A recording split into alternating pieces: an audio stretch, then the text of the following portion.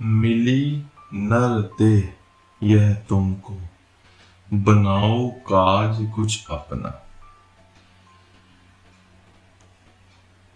इस शब्द के अंदर आप संत मत के बारे में, संत महात्माओं की तालीम और उपदेश के बारे में हर पहलू से बड़ी अच्छी तरह समझा रहे हैं।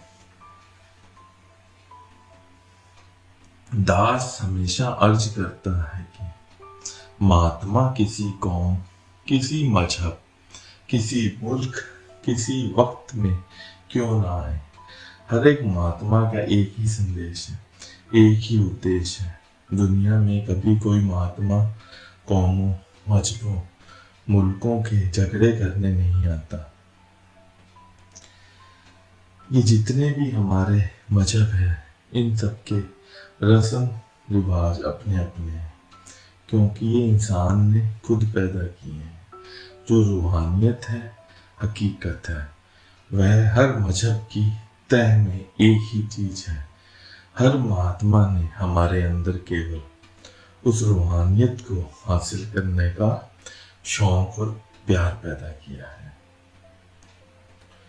उस रूहानियत के बारे में अलग अलग महात्माओं ने अलग अलग वक्त में आकर अलग अलग भाषा में हमें समझाने की कोशिश की है। ऋषि मुनियों के वेद शास्त्र पढ़ते हैं, उन्होंने उस रूहानियत को आकाशवाणी, राम नाम, रामधुन, निर्मल नाद, दिव्य ध्वनि आदि शब्दों से याद किया है।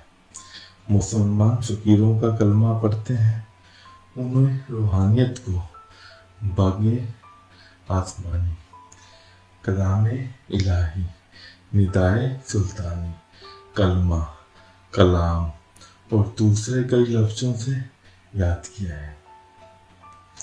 गुरु साहिब जी वाणी में पढ़ते हैं, आप उसको गुरु की वाणी, धुर की वाणी, सच्ची वाणी, शब्द, हुक्म, अमर कई शब्दों से याद करते हैं।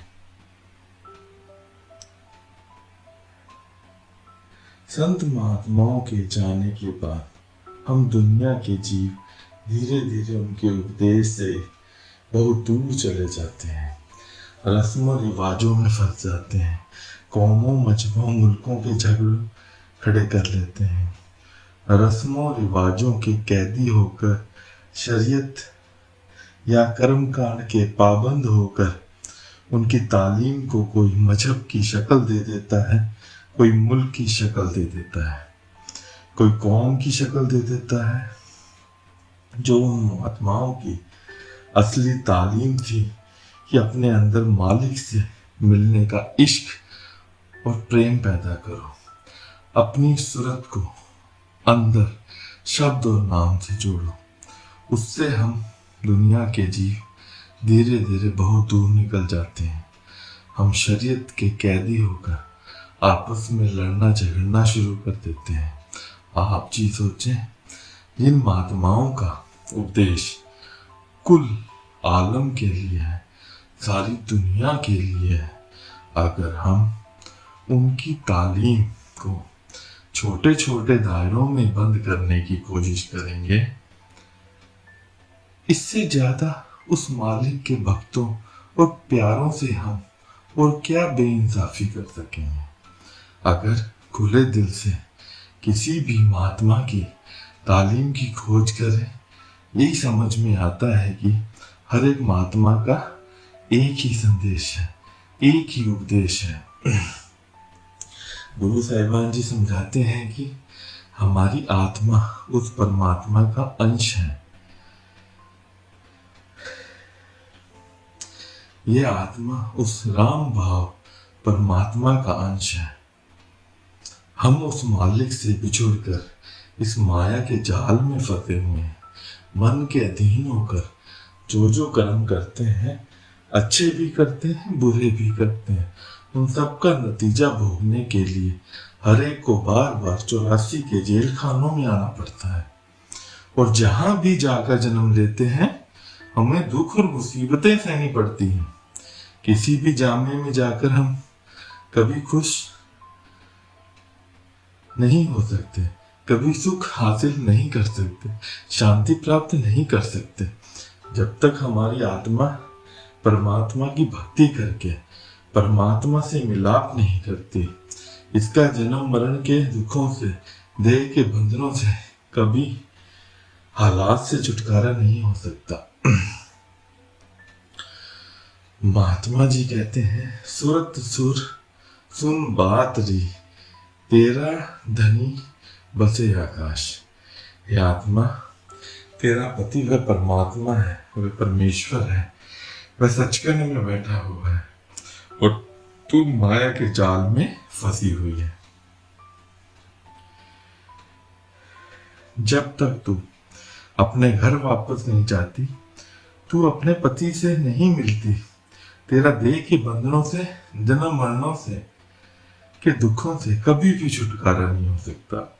बहुत से संतों महात्माओं ने आत्मा और परमात्मा के रिश्ते को केवल इसलिए स्त्री और पति का रिश्ता कहकर याद किया क्योंकि यह रिश्ता भक्ति का रिश्ता है, प्रेम का रिश्ता है। हम किसी कौम मजहब के आधार पर कभी भी परमात्मा से मिलने का गौरव प्राप्त नहीं कर सकते। हम केवल अपने इश्क, प्रेम और प्यार के जोर पर ही वापस जाकर उस परमात्मा से मिल सकते हैं। गुरु गोविंद सिंह जी महाराज ने भी यही कहा था, जिन प्रेम कियो तिन ही प्रभ पायो। कि जिसके अंदर मालिक से मिलने का इश्क है, प्रेम है, प्यार है, विरह है, तड़प है, उनको ही गौरव हासिल हो सकता है कि वे वापस जाकर परमात्मा से मिल सके। दादू साहिब जी कहते हैं, इश्क अल्लाह की जात है, इश्क अल्लाह का अंग, मालिक का असली रूप ही इश्क है, प्रेम है, प्यार है। अगर मालिक की कोई कौम है, मजहब है, तो वह केवल इश्क है, प्रेम है, प्यार है।